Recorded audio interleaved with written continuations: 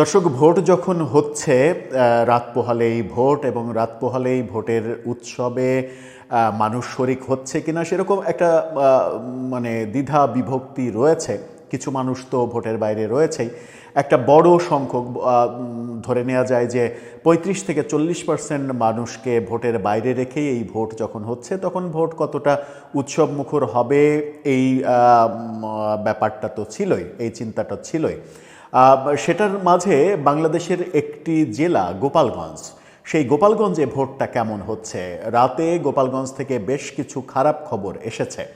গোপালগঞ্জের 2 এবং 3 আসনে অনেকগুলো মানে ভোট কেন্দ্রে বোমা হামলার ঘটনার খবর গণমাধ্যম দিচ্ছে। চলুন একটু গোপালগঞ্জে থেকে ঘুরে আসি, কি হচ্ছে গোপালগঞ্জে, কি বলছে গণমাধ্যম। থাকবেন পলিটিক্স টিভির নিয়মিত আয়োজনে।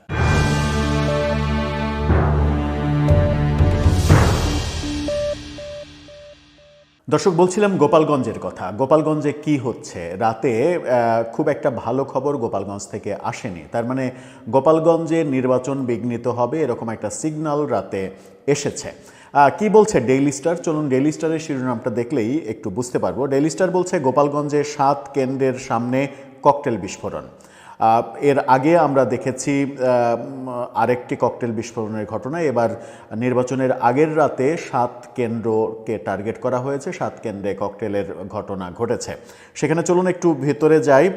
গোপালগঞ্জে 7টি ভোট কেন্দ্রের আশেপাশে ককটেল বিস্ফোরণের ঘটনা ঘটেছে, তবে এই ঘটনায় কেউ হতাহত হয়নি।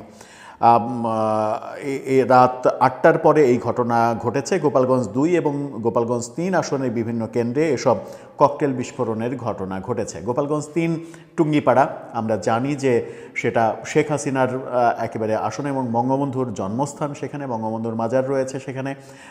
গোপালগঞ্জ বলতেই আমরা জানি এবং মানে এটাই বাস্তবতা যে গোপালগঞ্জ বলতেই আওয়ামী লীগ।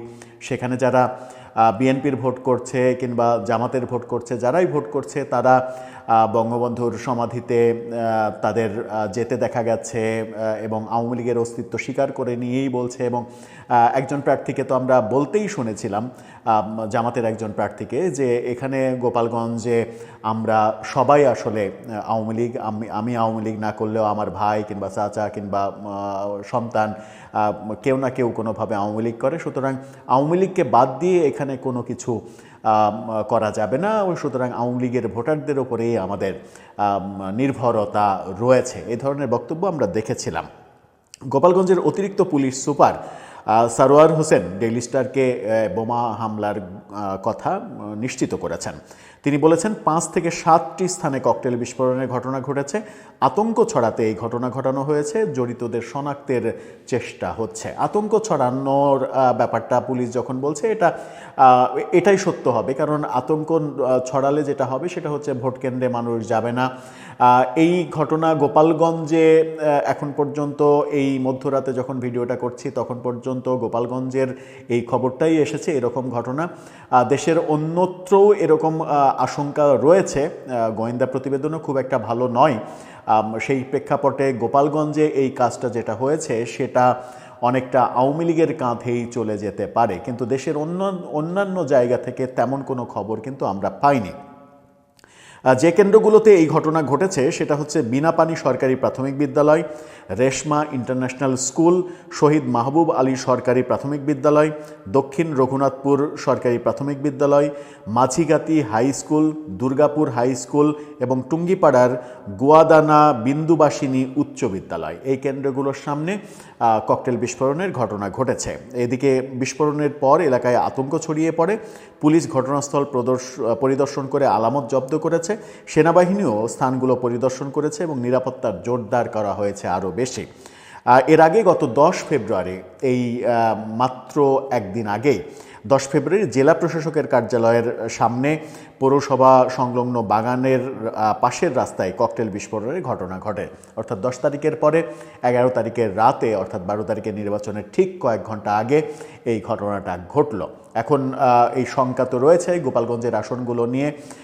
দুইটি আসনে যেহেতু এই ঘটনা ঘটল, গোপালগঞ্জ 2 এবং 3, সাথে গোপালগঞ্জ শুধু না, পাশাপাশি যে জেলাগুলো রয়েছে মাদারীপুর, শরীয়তপুর, ফরিদপুর, বাগেরহাট, এই আসনগুলো নিয়ে এক ধরনের শঙ্কা রয়েছে। কারণ এটা পুরো অঞ্চলটাই মূলত আওয়ামী লীগ অধ্যুষিত অঞ্চল। সেখানে ভোটারদের বেশিরভাগই আওয়ামী লীগের, এবং গোপালগঞ্জ তো অতি অবশ্যই। গোপালগঞ্জের ভাবা হয় যে 95%-এর বেশি মানুষ আওয়ামী লীগ করে। গোপালগঞ্জ মানেই আওয়ামী লীগ। যদি আওয়ামী লীগ না করে তাহলে অ্যাক্সিডেন্টাল ঘটনা সেটা ধরা হয়।